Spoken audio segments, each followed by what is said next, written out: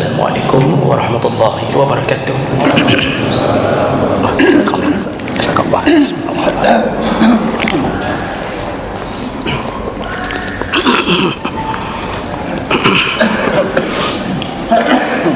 Innal hamdalillah nasta'inuhu wa nastaghfiruh wa na'udzu bihi min shururi anfusina wa min sayyiati a'malina. Man yahdihillahu fala mudilla lahu ومن يضلل فلا هادي له أشهد أن لا إله إلا الله وحده لا شريك له وأشهد أن محمدا عبده ورسوله الكريم اللهم صل وسلم على نبينا وسيدنا محمد وعلى آله وأصحابه أجمعين أما بعد Rabbi syrah li sadri wa yassir li amri wahlul 'uqdatam min lisani yafqahu qawli. Segala puji bagi Allah, kemudian salawat dan salam kepada Rasulullah, kepada keluarga dan seluruh sahabat-sahabatnya. Ya Allah muliakan bapak-bapak dan ibu-ibu jamaah salat maghrib dan isya yang telah berhadir karena Allah, dan mudah-mudahan kehadiran kita tercatat sebagai pahala di sisi Allah Subhanahu wa taala.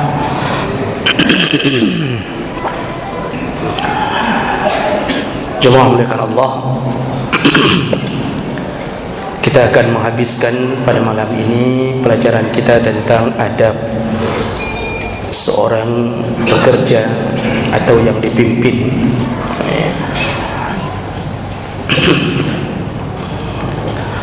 Yang terakhir yang kita bawa, yang kita sudah bahas adalah di antara adab seorang yang sedang bekerja di bawah pimpinan orang lain, hendaknya menjauhkan diri dari riswah, yaitu kebiasaan sogok menyogok.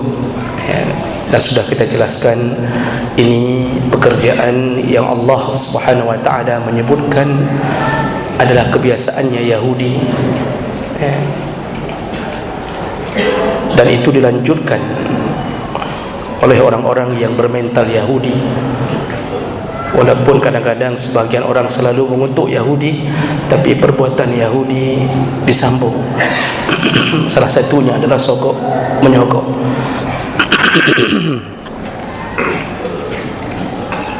Dan saya pernah mengatakan bahawa di kalangan bangsa Yahudi sendiri, di waktu di Madinah, dan Rasulullah sudah pindah ke Madinah, kalau ada urusan yang berkenaan dengan hukum, mereka tidak mahu dihukumi oleh pengadilan Yahudi, tapi mereka mahu diadili oleh Nabi Muhammad sallallahu alaihi wasallam, walaupun mereka tidak mahu masuk ke dalam agama Islam. Saking buruknya gaya sogok menyogok di dalam dunia peradilan di masa zaman Nabi sallallahu alaihi wasallam, di kalangan Yahudi tentunya. Baik, kita sambung adab berikutnya dari orang yang sedang bekerja atau berada di bawah pimpinan orang lain adalah la tushaghil ghayraka an ta'diyati amalihi. Janganlah seseorang menyibukkan orang lain dengan pekerjaan yang dibebankan kepadanya. Ini kurang beradab. Yang seharusnya pekerjaan itu dia lakukan, tapi dia membebankannya kepada orang lain, dan apalagi tidak ada tambahan kompensasi apapun. Tapi kalau ada tambahan kompensasi, tergantung. Kalau orang yang diminta untuk bantu itu profesional, maka tidak mengapa. Artinya tujuan akhir menyelesaikan masalah atau tugas. Tapi kalau orang yang dia minta bantu untuk diwakilkan pekerjaannya tidak profesional, artinya tidak mengerti, maka ini tetap mendapatkan unsur keharaman.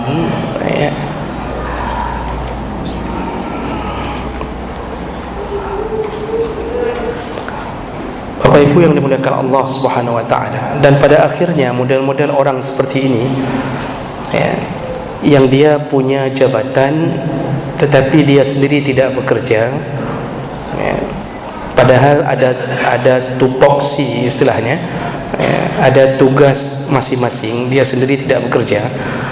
Tugas dia berikan kepada orang lain, dia hanya mengambil gaji, dan orang yang diberikan tugas pun tidak sesuai dengan keringat yang dikeluarkan. Maka ini ya, dalam kitab akhlak ini disebutkan sama ya, dengan permisalan dalam surat An-Nahl ayat 76,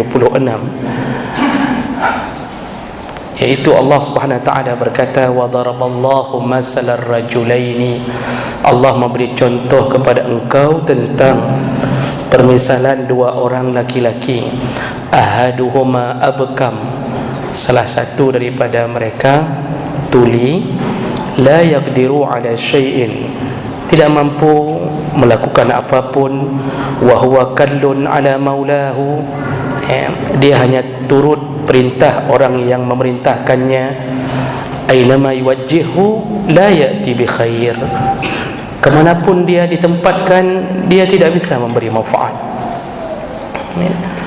Hal yastawi huwa wa man ya'muru bil adl, kata Allah, apakah sama orang tuli ini dengan orang yang selalu menyuruh berbuat kebajikan, keadilan,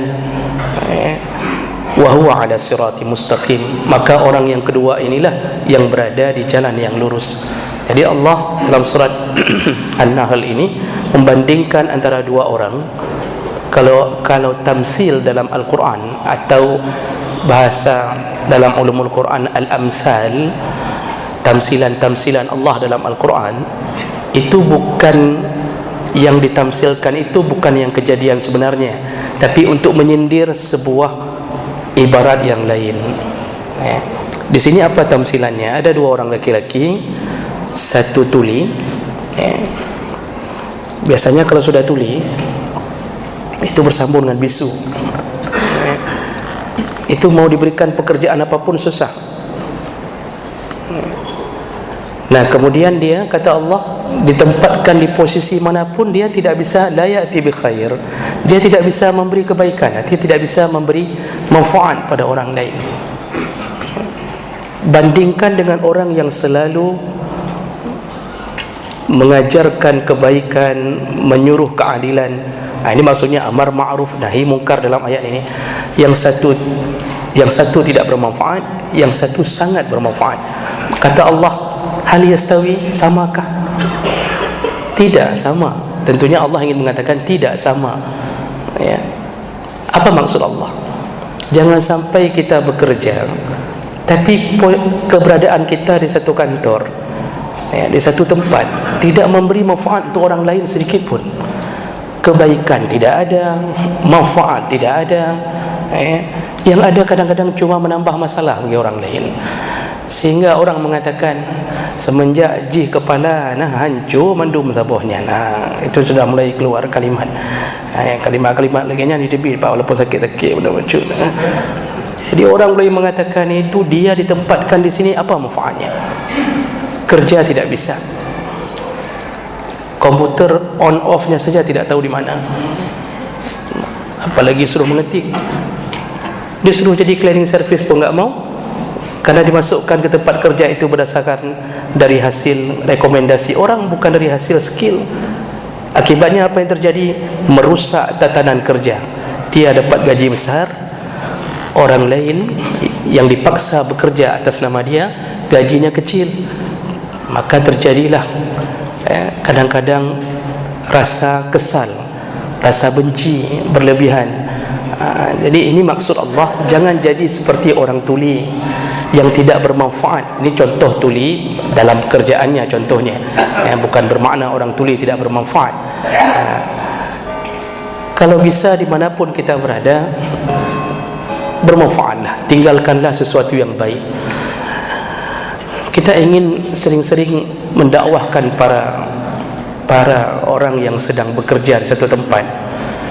kalau kita ditempatkan dimanapun, walaupun misal contohnya kita diberikan tempat di agak pedalaman, ya, ini kita tahu mungkin kita tidak akan betah di sana, tapi selama di sana tanamkanlah kebaikan yang setelah kita pergi orang melanjutkan kebaikan itu.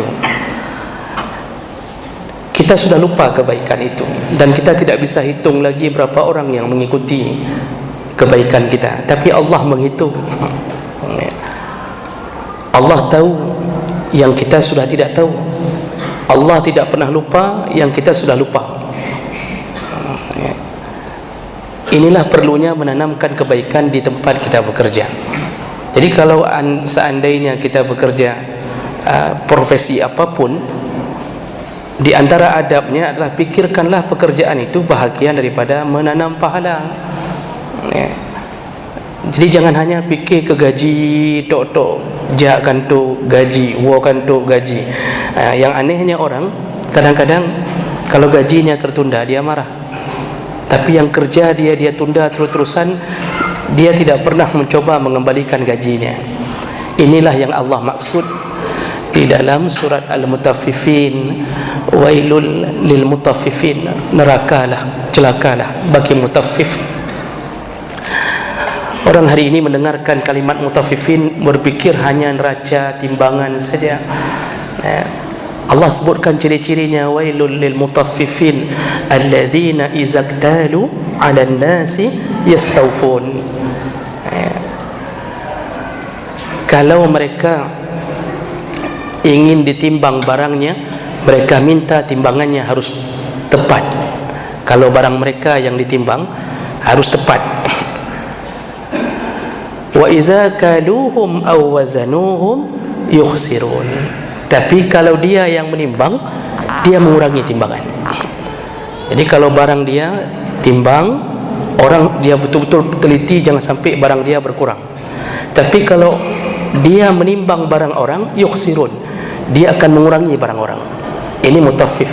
Dan ini tidak hanya berlaku pada timbangan, berlaku pada semua antara hak dan kewajiban. Nerakalah mereka yang hari ini selalu memakan gaji penuh tapi tidak penuh bekerja. Arti tidak penuh bekerja, ya selesaikan batasan mana yang ditugaskan.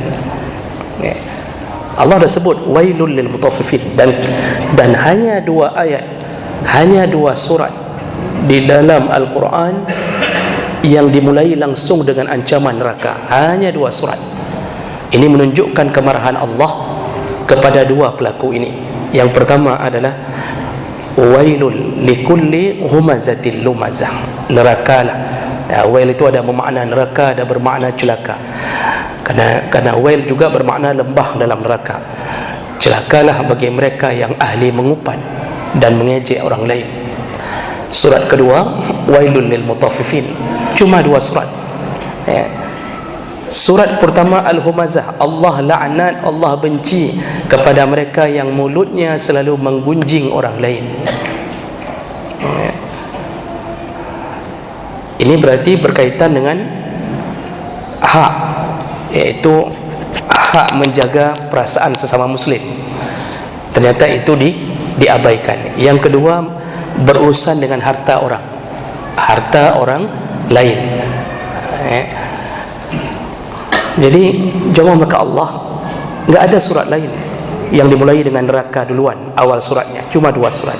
Berhati-hatilah dengan meninggalkan pekerjaan lalu memberikan kepada orang lain tanpa bertanggungjawab setelah pengalihan tersebut. Dulu pernah ada yang tanya dari Pak Abdullah, kalau saya tidak salah itu, yang bertanya tentang mereka yang mendapatkan dana asupan lebih seperti sertifikasi lalu tidak bekerja sesuai dengan perintah, tidak sampai 24 jam mengajar tapi dia berikan kepada orang lain dengan alasan sayang. Boleh berikan ke orang lain. Saya bilang syarat pertama yang diberikan sama profesionalnya. Yang kedua, keringat dia bayar seperti kita bekerja 24 jam, bayar ke keringat dia. Otomatis akan menghabiskan dana sertifikasi. Orang enggak mau begitu, yang dana tetap harus ada, Orang lain dapatnya cuma sedikit, tapi yang tanda tangan dia setengah ambil untuk dia, atau bahkan 2/3, hanya sepertiga. Na'udzubillah. Entah bagaimana dia berdiri nanti di hadapan Allah.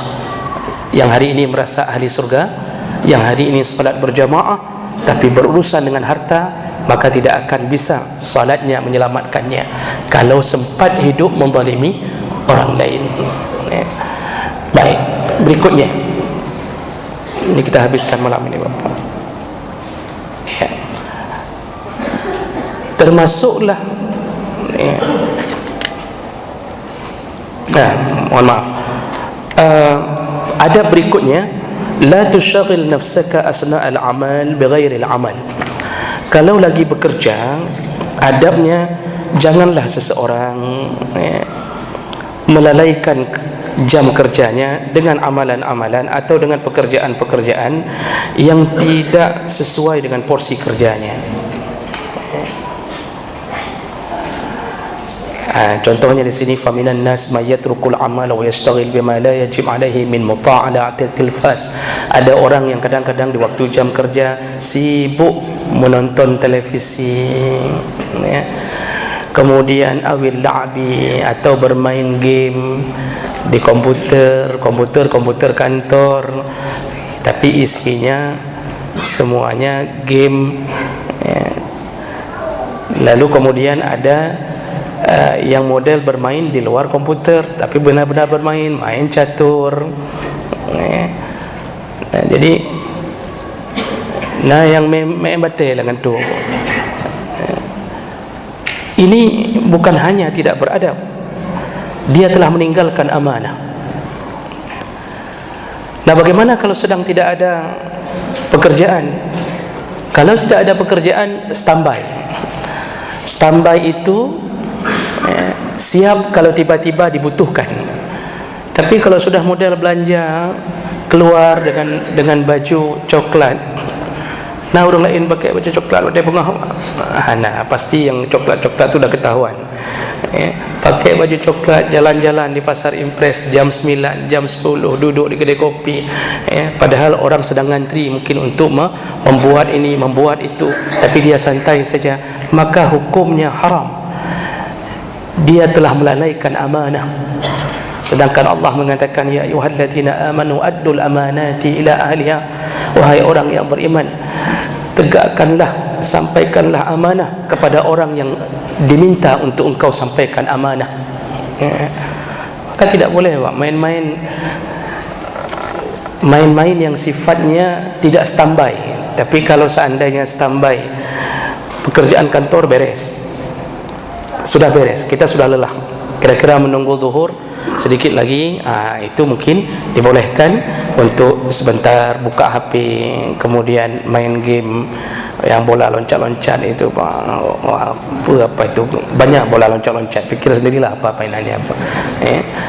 Kemudian sambil nunggu, itu tidak bermasalah mungkin, insya-Allah. Tapi yang penting tugas kantor selesai tidak? Kalau sudah selesai maka kita makan gaji halal. Tapi kalau itu belum selesai, kita awali dari pagi, nah ini haram. Sekarang muncul masalah, sudah main game di komputer kantor, ada yang sambilan main game download filem, pakai wifi punya kantor. Nah, dom baca kiban hukum je bapak melakukan Allah. Pernahkah bapak baca apa hukumnya memakai wifi punya kantor untuk mendownload filem yang bukan ditonton di kantor? Artinya bukan ditonton untuk kebutuhan kantor, karena kantor nggak butuh filem. Nanti bawa pulang filem itu ditonton di rumah, berarti untuk kebutuhan pribadi. Halalkah atau haram? Saya mencoba membuka beberapa fatwa al-mu'asirah, pendapat-pendapat para ulama tentang masalah ini. Jawabannya rata-rata menyebutkan ada dua. Yang pertama, kalau wifi itu model wifi yang kantor memang sekali bayar, unlimited, tidak ada batasan. Jadi kantor yang penting bayar tiap bulan 1 juta misal, tapi bentuknya unlimited, artinya tidak ada batasan. Mau pakai berapapun tetap 1 juta, pakai sedikit, pakai banyak tetap 1 juta. Para ulama mengatakan kalau model yang begini artinya tidak mengurangi apapun milik kantor, dipakai sedikit pun tidak mengurangi, dipakai banyak pun tidak mengurangi, dan tidak mengganggu kinerja apapun. Misalnya tidak membuat lelet itu bahasa Indonesia, tidak membuat lambat. Mohon maaf Pak, dua kebiasaan baca di internet lelet. Tidak membuat lambat, artinya dengan jaringan yang luas. Maka para ulama menjawab dibolehkan. Dibolehkan.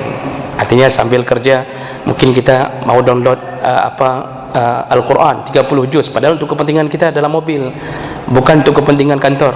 Dibolehkan kalau model yang begini. Jadi kantor tidak merugi apapun. Kita nggak pakai pun tetap bayarnya 1 juta juga, bagus dipakai.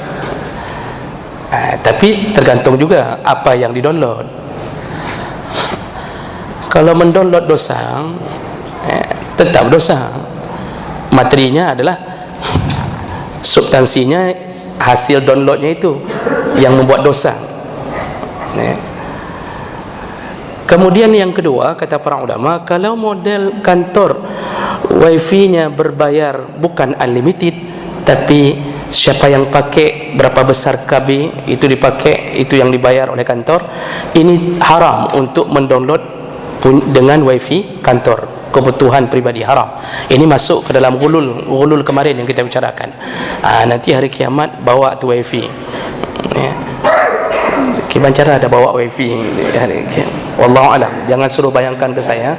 Yang penting itu nanti dihitung oleh Allah berapa kerugian kantor yang kita korupsi dengan mengambil mendownload yang kantor bayar. Itu diuangkan, dijadikan uang oleh Allah, kemudian disuruh bawa di pundak di hari kiamat. Disitulah nanti barulah sesama teman kantor ketahuan, patut ke lawitnya lambat komputer cik kabut lawitnya. Di situ hari kiamat cuma saya yang ketahuannya. Yang paling aneh nanti ketahuannya siapa? Kepalanya pula yang paling banyak bawa. Contoh Pak, ini bukan nyindir nih, nyinggung. Jadi bapak-bapak dan ibu yang dimuliakan Allah Subhanahu wa taala, ini haram, tidak boleh menyibukkan diri selama kerja bukan dengan amalan, bukan dengan pekerjaan kantor, kecuali seperti saya bilang tadi, memang sudah selesai tugas. Dan kalau mau pakai fasilitas kantor, lihat-lihat dulu, tanya-tanya dulu bagaimana sistem pembayaran internet punya kantor tersebut. Baik, berikutnya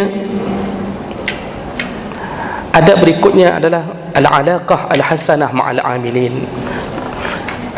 Buatlah hubungan baik sesama pekerja. Bagaimana berbuat amalan ikatan hubungan yang baik sesama pekerja? Ya, paling kurang hari-hari berakhlak mulia lah, senyum.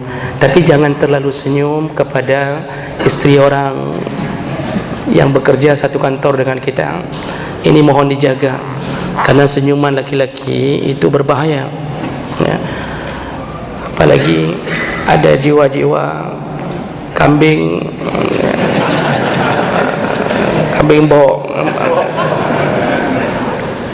Bapak-bapak yang dimuliakan Allah Subhanahu wa taala, syaitan itu selalu menghiasi mata di saat sesuatu yang haram terasa indah. Dulu sebelum nikah sama istri kita paling indah, terbayang-bayang di mana-mana, terbayang-bayang. Kita pergi ke Melabuh seakan-akan dia dekat, padahal jauh sekali. Tidur tidak nyenyak, makan tidak enak. Pak, itu sebelum nikah sama istri kita tuh. Sampai sekarang masih ditanya, kalau kita tanya sama istri masing-masing, betul lagi long pegah betul uruji lagi nyan kok nyan kelung. Tiap telepon katanya. Begitu sudah nikah Pak, masya-Allah. Cuma sebulan bertahan yang begitu. Setelah itu tidak ada lagi. Sekarang malah di HP macam-macam dibuat, si gendut ditulis. Dulu seminggu pertama Hani ditulis, Hani, My Hani ditulisnya. Kemudian bulan-bulan berikutnya si gendut, kemudian si pop-pop, macam macam-macam ditulis mak. Terakhir waktu sudah umur 50 tahun mak lampir ditulis. Jadi bayangkan bapa ibu melakukan Allah Subhanahu Wa Taala. Hati-hati syaitan bermain. Nah, ketika kita masuk kantor isteri orang terasa lebih indah, padahal isteri itu di mata suaminya sama kayak kita lihat isteri kita, si gendut juga di mata suaminya, tapi di mata kita dia begitu langsingnya. Ini drum langsing kita. Jadi bapa-bapa pemuka Allah, siapa yang mengindahkan itu? Syaitan. Maka sesama pekerja, terutama dengan isteri orang, saya ingin ingatkan, itu jangan terlalu ramah. Cukup hanya batasan pekerjaan. Jangan terlalu banyak bercanda, apalagi dia sampai curhat. Yang lebih parah waktu dia curhat tentang suaminya. Pertama dekat sama kita, lalu dia ingin curhat. Begitu dia curhat, lalu dia cerita suaminya di rumah begini-begini. Kita dengan kewibawaan kita katakan, yang model kokahnya Cik Haji pakai. Suamimu yang kayak gitu nggak bisa pakai memang. Kita mulai ceritakan sebenarnya suami yang ideal itu menjaga salat 5 waktu, kemudian puasa sunnah, kemudian dia tidak begini. Padahal di mata isteri dia kayak gini juga, hanya pakai sih. Itulah bahayanya curhat kepada suami orang. Ibu-ibu, jangan curhat ke suami orang. Curhat ke orang saleh, tapi dia lihat juga, karena ada orang saleh nampaknya saja saleh, ujung-ujung kambing sih. Ini dosa ini dalam hadis Nabi disebut dosa takhbib. Dosa takhbib, man khabbaba, kata Rasulullah, barang siapa yang merayu istri orang, haram surga. Yang merayu istri orang sehingga terceraikan dengan suaminya. Dulu tidak ada rencana cerai, gara-gara curhat sama kita 3 kali, Pak, kita mengatakan yang lain-lainnya kacri gede. Kan sudah ada yang lebih baik di hadapanmu, nyan kadang. Terbayang oleh istri itu, inilah model suami yang sebenarnya begini. Jadi hati-hati bergaul di kantor, tolong menolong, tapi lihat batasan-batasan. Nah, sampai kalau para ulama mengatakan, kalau masih perempuan masih menarik, kalau Imam Malik mengatakan tidak perlu mengucapkan salam. Yang kita takut, kalau dia menjawab salam kita akan terjadi hubungan fitnah. Tidak perlu memberi salam kalau kita takut jawaban perempuan yang menarik ini akan menimbulkan fitnah bagi kita. Sampai begitu. Dan di hari kiamat, salah satu penghuni padang mahsyar yang dipayungi oleh Allah adalah laki-laki yang digoda oleh perempuan yang cantik, zata mansab, tapi dia berhasil melindungi dirinya. Baik, ini yang terakhir yang bisa kita bahas tentang seputar masalah beradab kepada para pekerja. Demikian, semoga yang hadir telah mendapatkan doa malaikat karena penungguan kita menunggu insya. Amin ya rabbal alamin. Subhanakallahumma wa bihamdik, asyhadu an la ilaha illa anta, astaghfiruka wa atubu ilaik. Wassalamu alaikum warahmatullahi wabarakatuh.